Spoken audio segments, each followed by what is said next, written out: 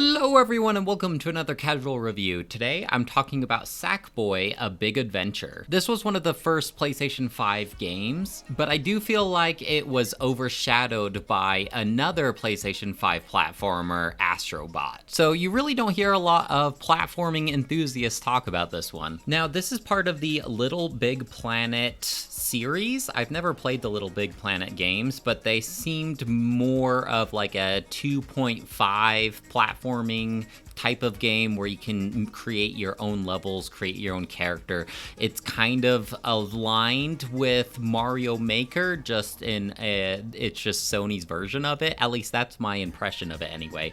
This game, however, seems more of a pre-generated platforming adventure with some light story to go along with it. There's still a ton of customization for your own Sackboy character, mostly in terms of like their costumes, their emotes, their poses, but you're not going to be generating your own levels in this game the same way you would with Little Big Planet. The story is fairly to the point. Essentially, you are a Sackboy living in Craft World, and this evil jester-looking character named Vex comes and controls it and enslaves all of your fellow Sack people, and so it's up to you to go defeat Vex and rescue the Sack people and Craft World. On this 3D platforming adventure, you'll be going across only 5 different worlds. The environments really don't change that much, but essentially in order to progress to the next world, you need to acquire a certain amount of these dream orbs, and each level will have about 3 to 5 dream orbs hidden around each one, and you need to go gather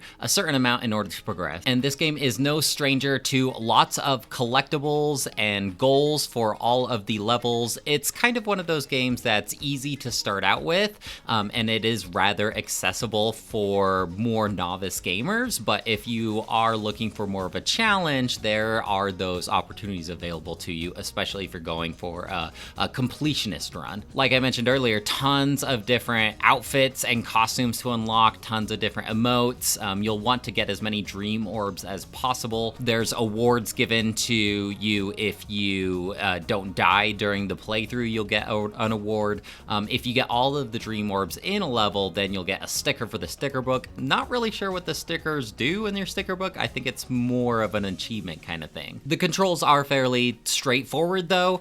Your character runs pretty slow in my opinion. It seems like the fastest way to get around is by rolling around Zelda style. You have a basic swing attack and then almost like a ground pound kind of attack when you jump up in the air. You kind of do this Yoshi flutter kick when you're in the air to give yourself a little more momentum in the air, but it won't give you as much elevation as like a Yoshi flutter kick would. You also have the ability to grab on to certain objects, so this allows you to hold on to walls or zip lines, things like that, grab onto blocks and pull them out from the ground. That's it as far as like the controls go. I wouldn't have complained if I had a little more versatility, a little more acrobatics in this game, but I think it's fairly straightforward and simple, and I think the target demographic is a more novice gamer. Up to 4 people can play this game at the same time. I think it really lends itself to somebody playing with their child or a significant other, and I think this, like all games, it would be really fun doing like this couch co-op adventure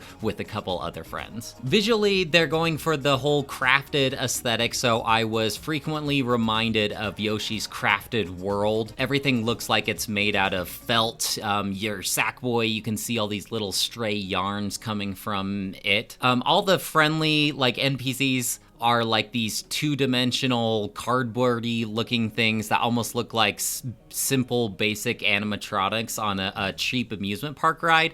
Not crazy when games do this. I wish that they had just actually generated 3D models for these friendly characters, the villagers of whatever level that you're playing through.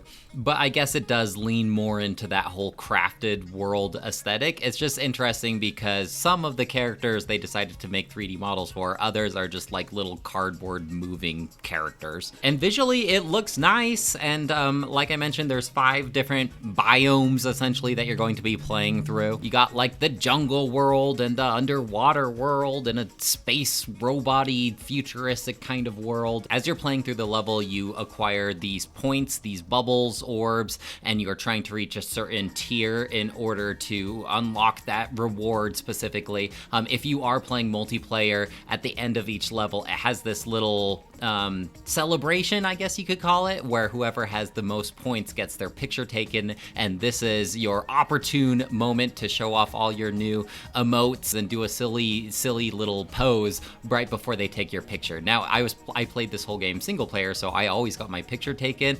By the end of the game, I was like, let's just skip the whole point accumulation picture taking and let's just move on to the next level. But I get why it would be a fun little extra competition celebration with your friends as you're playing with them. Another clue that this game is really meant for multiplayer are these levels that are specifically meant for more than one player. I have no way to play those unless I did buy a second PlayStation 5 controller or an online account. I'm not going to do that just to play some additional Sackboy levels, and so I guess I don't get to talk much about those. I imagine they revolve more around some multiplayer puzzles, perhaps. That's purely speculation on my part, but they definitely do not let you play those levels as a single player. There are other levels that are more like challenge, time-based challenges for these are called Knitted Night challenges, and as you find these like golden Rubik's cubes hidden throughout these levels, you'll unlock more Knitted Night challenges, and it's essentially like, hey, get from this point to this point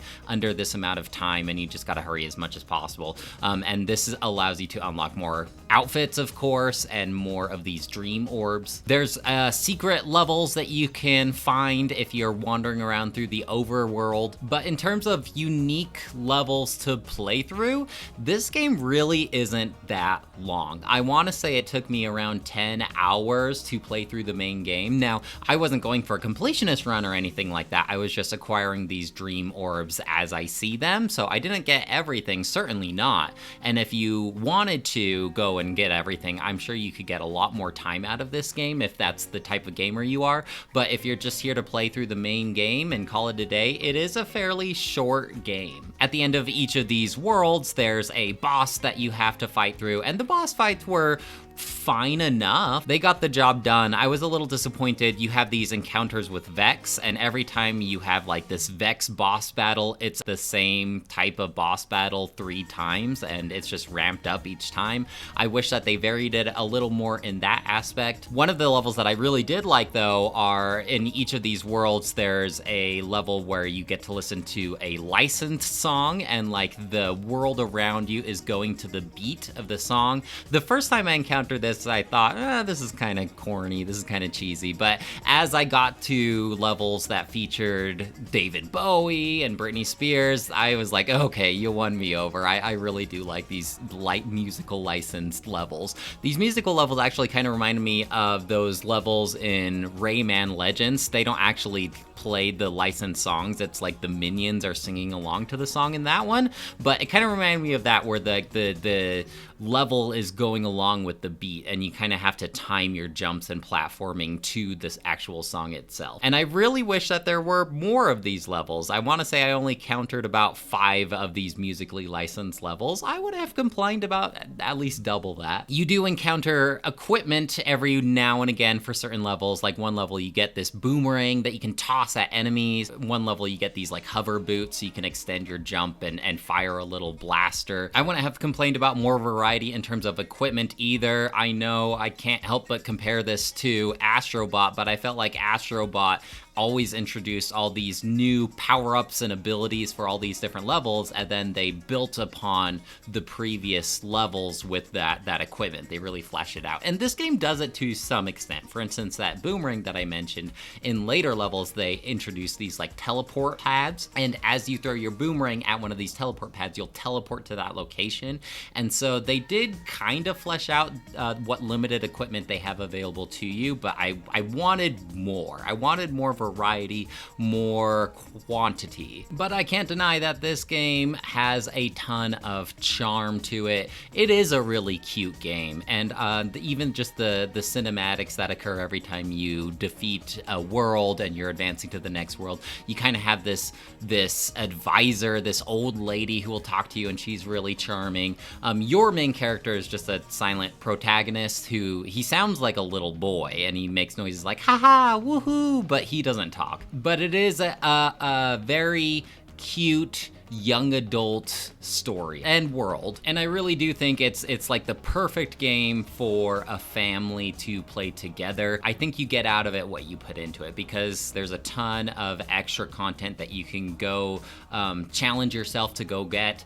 Even after you beat the game, there's this whole post-credits world that you can play through. The barriers to get to the next levels are excremental in terms of like the dream orbs that you need to unlock, but this whole extra area called the Wonder Plane is full of extra challenges. Reminded me kind of like when you beat a Super Mario game, you have like the super tough levels after you roll the credits. I think I am going to give this game a 4 out of 5. I definitely see the potential in this one, but it's not really what I'm looking for at this time in my life. If I'm looking for a fun 3D platformer, I'm probably going to turn towards something like Astrobot for my single player experience. Well, folks, that's it for me. Let me know if you have any questions or comments about Sackboy, A Big Adventure, and I'd love to hear what you have to say. Otherwise, I'll talk to you later.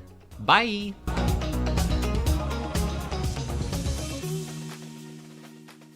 I knew I could count on you. Only you can save me, whoop whoops.